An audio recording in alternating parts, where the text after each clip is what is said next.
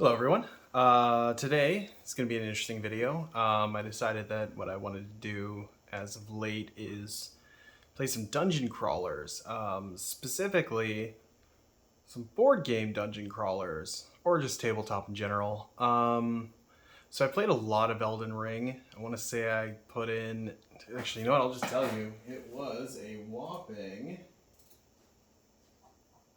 do, do, do, do, do, do, do, do. 244.9 hours since release. So, yeah, I need to do something else. Beat it twice, almost beat it a third time, and I wouldn't say I'm burnt out on it, just I need to take a break.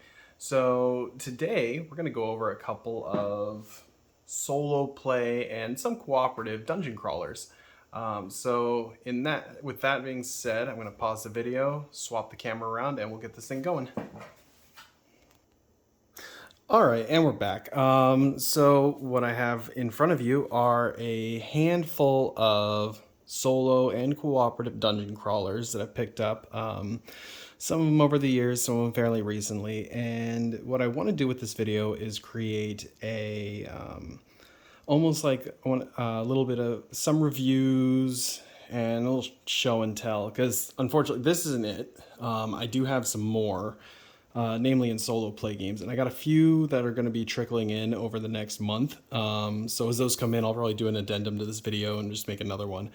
But yeah, so this one's kind of a quick show and tell, and then I think what I'm going to do is I'll start reviewing some of the ones that I've actually played. Like, for instance, I played through Tin Helm quite a bit, and I really like this one. So this will be one that's going to get a review and a full playthrough. The other one is this big monster down here. And that's Quest for the Lost Pixel. Now, this is probably this is my favorite board game of all time at this point. Because like I said, I quit playing Elden Ring and I started getting hardcore into old school roguelikes like NetHack and Rogue. But this game right here kind of fills that bill of a tabletop version of it, and I'll do a separate video with the components maybe after this one. I gotta see kind of how I'm feeling, at least with the camera setup I got in here. But yeah, so that's Quest for the Lost Pixel and Tin Helm. Those are two that I'm definitely going to be reviewing, as well as doing some playthrough of. The next one I got here is words. I speak English for a living. Deck Box Dungeons. Now this is a dungeon crawl in a box, pretty much. A lot of people don't like this, but it does use a companion application for running through your scenarios. But the nice part is, if you don't like that, if you don't want any tech with your board games, there is printable versions of the scenarios, if you will. But I mean, I don't give a shit. I'll just use my Chromebook because this game is fun. I played a little bit of this one. Again, this is one that's going to get a playthrough. I need to play it a little more to kind of get I need to like wrap my head around the rules, but a little better. But this one is really, really fun. Drawback, if you want to play a full party, which is 4 people, you do need 2 decks. But I personally think it's worth it. I really do. Next up, we got... God, I really hope my phone doesn't fall. It is looking suspect right now. Anyway, next we got Mini Rogue. So a lot of these I found on I can't remember the name of the channel right now, and it's going to drive me crazy. It's the Dungeon something. Dungeon. The worst part is I did this while I'm actually next to my computer this time around, so it makes it a little easier to fact check things without without actually having to pause. Anyway, it's called the dude's channel is called the Dungeon Dive. I highly recommend it. He does a lot of like solo play RPGs as well as box games. And one of the ones he recommended was Mini Rogue. And I played 1 round of this guy so far. I really like it. Again, this is a co-op. This is a cooperative one. So far, out of all the games I've shown, those are all cooperative. Those can be played with multiple people. Mini Rogue is 1 to 2 players.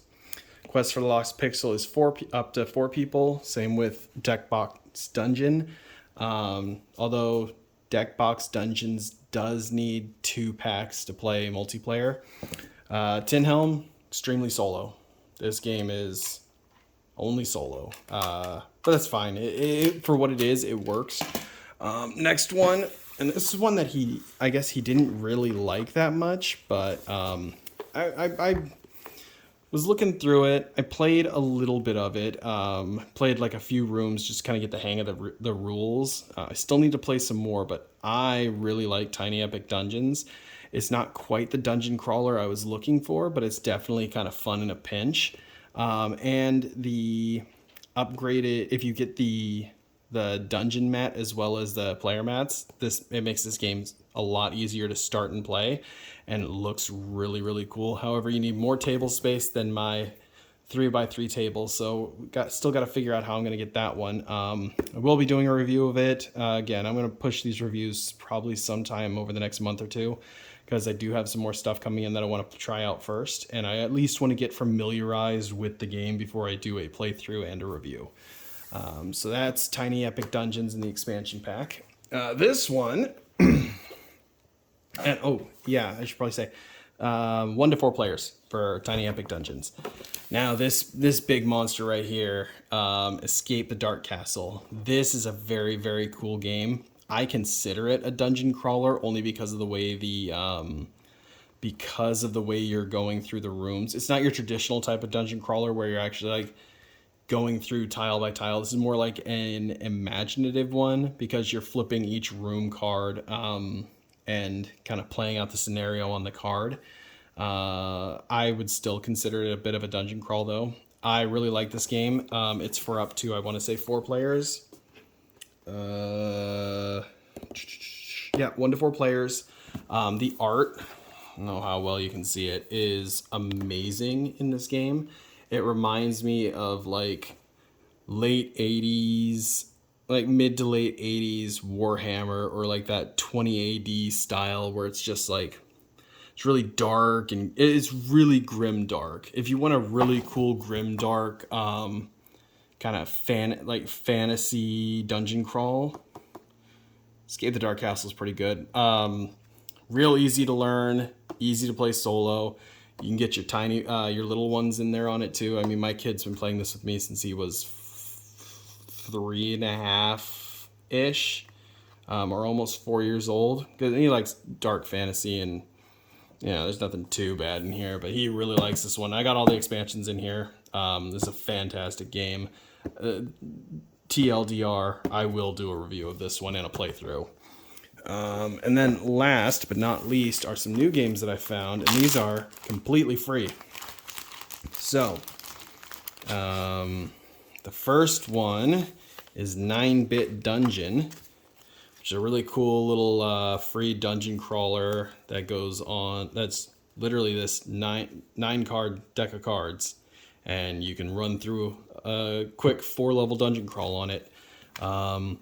Again, this one's really, really neat. I've played through 2 rounds of it. Played 2 games. This game is hard shit. It's tough.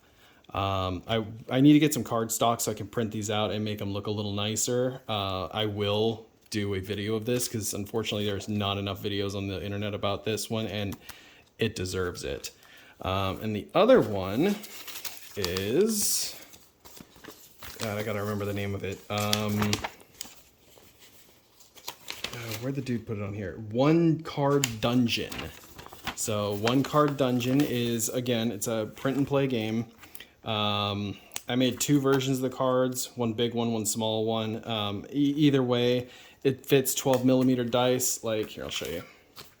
Even just printing it as is, it'll fit your 12mm dice. So I don't know how well you can see that, but the dice fits in the square perfectly. See? Maybe a little bulky, but a 12mm dice will fit on these. Again, I just did this because it looks a little nicer, in all fairness. But yeah, this one you'll need what? 1 white dice for your character, up to 4 dice for monsters, and then 8 dice for your stats. Actually, no, 7 dice for your stats. I could be wrong on that. I know this one requires a fair bit of dice, but either way, it's a very, very cool game, and it's free. So right off the bat, for a quick review, I would say if you have a printer or have access to a printer, download and play One Card Dungeon and 9-Bit Dungeon. These 2 games rock. They can both be found on Board Game Geek. Just type in the name and they'll show up. But yeah, that's kind of my quick show and tell here.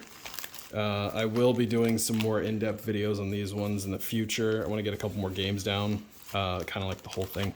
I know of the next videos that'll come out, I'm most likely going to be running through Tin Helm, because that's a quick video. That will be like anywhere between 10 minutes and 25 to 30 minutes, because this game goes by pretty quick. 30-minute runtime is very, very generous for this, because I've died in like 2 rooms before. This game is kind of difficult depending on what you pick, but I'll definitely do a review and a let's play of this.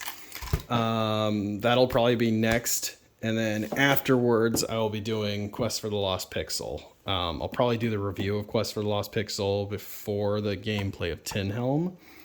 I haven't created a schedule, 'cause as you guys know, I run this shit by ear anyway, so but I will definitely be doing a full playthrough of this. I know I ran through it and it took me 2 hours from level 1 to level 10, so that's going to be a big game, and I want to make a setup that actually works properly.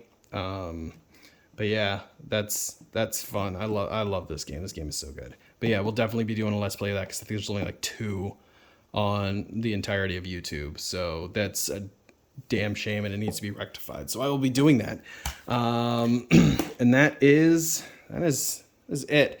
Like I said, I'll be doing another video like this probably in another month or 2, because I got Rogue Dungeon, all the expansions for Quest for the Lost Pixel coming, as well as all of Iron Helm. So very excited for those to come in. So that'll be soon. Once those come in, I'll do another video, just kind of like an update saying, hey, this is what I got, blah, blah, blah. Which is why Quest for the Lost Pixel I might wait a little bit. Allegedly, it's going to ship by June 3rd, but it's in production right now. Sorry. It's in production right now, and there's like 100 left. Or there's like 100 people in front of me. So I'm pretty sure that's going to ship out by like next week or the week after. So I might be doing Quest for Lost Pixel a lot sooner. But anyway, I've rambled on enough. Just wanted to give you guys a heads up what's going on. And as a bonus, I'm going to kind of take this out of here really quick and just show you my beautiful new basement. So last weekend, got a wild hair at my ass, spent about $1,500 and redid my basement. So put some nice luxurious vinyl planking down, and yeah, this stuff is absolutely amazing. And if my nerdy ass with a buddy from work can do it, anybody can. Oh, there's Daisy. Say hi to the camera, Daisy. Or not, that's cool. But yeah, so this is my basement now. This is also the home of my rabbits, like this one, my 4-year-old Holland Lop. That's Daisy. Say hi to the camera, Daisy. Hey, what's up, girl? She's a sweetheart. I like her. She's one of my favorites. And then this giant monster right here is Lavender. Lavender, hey bud. He is a 1-year-old Flemish giant, and he is a actual monster. He is huge. Anyway, rambled on enough. But yeah, so that's set up. That's the plan. Hopefully I will be throwing up the Tin Helm video sometime this week. and we'll go from there. Anyway, guys, it's been fun, and I will talk to you later. Ciao.